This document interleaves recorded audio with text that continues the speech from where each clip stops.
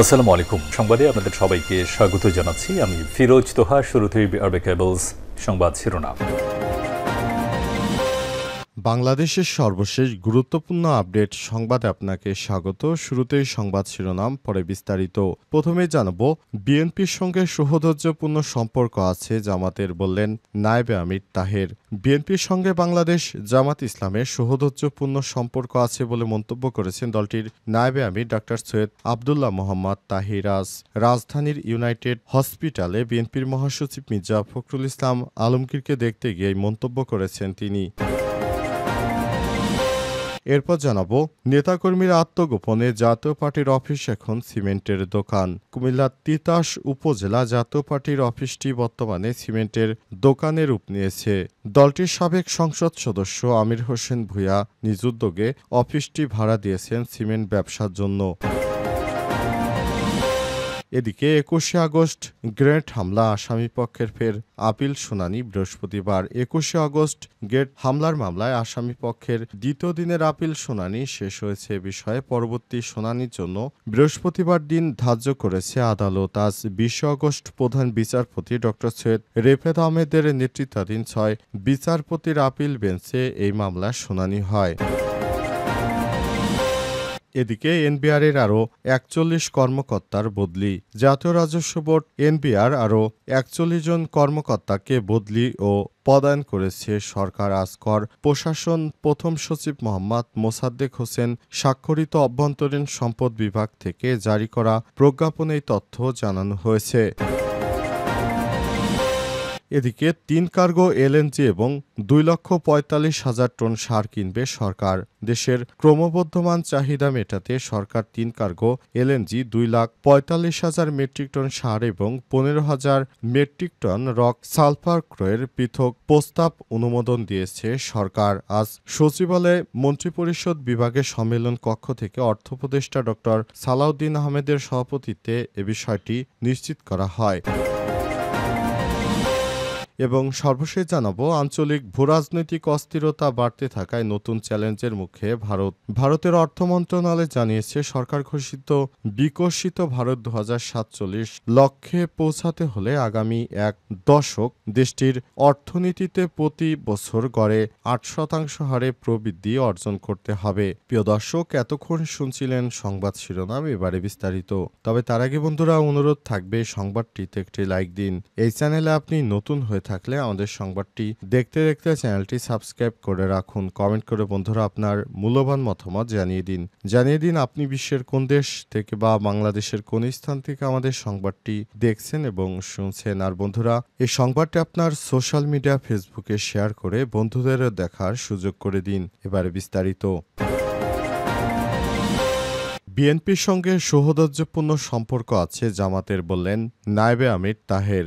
বিএনপির সঙ্গে বাংলাদেশ জামাত ইসলামের সৌহার্দ্যপূর্ণ সম্পর্ক আছে বলে মন্তব্য করেছে দলটির নায়েবে আমির ডাক্তার সৈয়দ আবদুল্লাহ মোহাম্মদ তাহের। আজ রাজধানীর ইউনাইটেড হাসপাতালে বিএনপির মহাসচিব মির্জা ফখরুলকে দেখতে গিয়ে সব কথা বলেছেন জামাতের এই নেতা। তিনি বলেছেন, আমরা জামাত ইসলাম এবং বিএনপির বেগম খালেদা জিয়ার নেতৃত্বে আমরা ফ্যাসিবাদ বিরোধী আন্দোলন একসঙ্গে করেছি। সুতরাং বিএনপির সঙ্গে আমাদের একটি ভ্রাতৃপ্রতিম সম্পর্ক রয়েছে।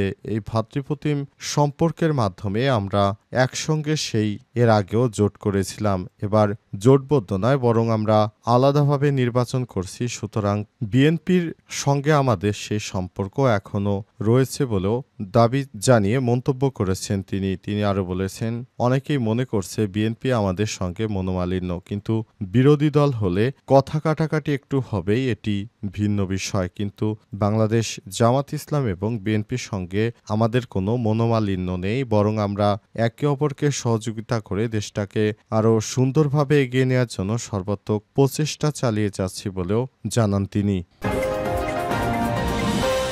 নেতাকর্মীরা আত্মগোপনে জাতীয় পার্টির অফিস এখন সিমেন্টের দোকান। কুমিল্লার তিতাস উপজেলায় জাতীয় পার্টির অফিসটি বর্তমানে সিমেন্টের দোকানে রূপ নিয়েছে। দলটির সাবেক সংসদ সদস্য আমির হোসেন ভূঁইয়া নিজ উদ্যোগে অফিসটি ভাড়া দিয়েছেন সিমেন্টের ব্যবসার জন্য। ২০২৪ সালের ৫ আগস্ট ছাত্র জনতার অভ্যুত্থানে আওয়ামী ফ্যাসিস্ট সরকারের পতনের পর সারা দেশের মতো তিতাসেও জাতীয় পার্টির নেতাকর্মীরা আত্মগোপনে চলে যান। দীর্ঘদিন তালাবদ্ধ থাকার পর অবশেষে দলীয় কার্যালয়টি একটি সিমেন্টের দোকান হিসেবে ভাড়া দেওয়া হয়। এতে করে স্থানীয়ভাবে দলটির সংগঠন কার্যক্রম স্থবির হয়ে পড়েছে বলেও অভিযোগ উঠেছে। খোঁজ নিয়ে জানা গেছে, ১০ম জাতীয় সংসদ নির্বাচনে জাতীয় পার্টির মনোনীত প্রার্থী আমির হোসেন ভূঁইয়া বিনা প্রতিদ্বন্দ্বিতায় কুমিল্লা ২ হোমনা তিতাস আসন থেকে নির্বাচিত হয়েছিলেন। এরপরই তিনি তিতাস উপজেলা সদর করিকান্দি বাজারে তাহার নিজ জায়গায় জাতীয় পার্টির অফিস করেন সাবেক এমপি আমির হোসেন ভূঁইয়া। তখন থেকেই এই অফিস ছিল জাতীয় পার্টির স্থানীয় এবং কেন্দ্রীয় নেতাকর্মীদের আনাগোনা কেন্দ্র। বহুবার কেন্দ্রীয় নেতাদের পদচারণায় মুখরিত হয়েছিল অফিসটি। দিবাগত রাতে কে বা কারা ওই সিমেন্টের দোকানে চাল কেটে ভেতরে প্রবেশ করে প্রায় ২ শতাধিক ব্যাগ কেটে ক্ষতি সাধন করে পালিয়ে যায়। পরদিন ১৯ আগস্ট ঘটনাটি তিতাস উপজেলা আইনশৃঙ্খলা কমিটির মাসিক সভায় উপস্থাপন করে তিতাস উপজেলা জামাত ইসলামের আমির ইঞ্জিনিয়ার শামীম সরকার। স্থানীয়দের ধারণা, কোনো ব্যক্তিগত শত্রুতার জেরে দুর্বৃত্তরা এমন কাজ করে থাকতে পারে। চুরির ঘটনায় দোকান মালিক নিজাম উদ্দিন তিতাস থানায় একটি লিখিত অভিযোগ দায়ের করেছেন বলে জানা গেছে। ২১ আগস্ট গ্রেনেড হামলা, আসামি পক্ষের ফের আপিল শুনানি বৃহস্পতিবার। ২১ আগস্ট গ্রেনেড হামলার মামলায় আসামি পক্ষের দ্বিতীয় দিনের আপিল শুনানি শেষ হয়েছে। বিষয়ে পরবর্তী শুনানির জন্য বৃহস্পতিবার দিন ধার্য করেছে আদালত। প্রধান বিচারপতি ড.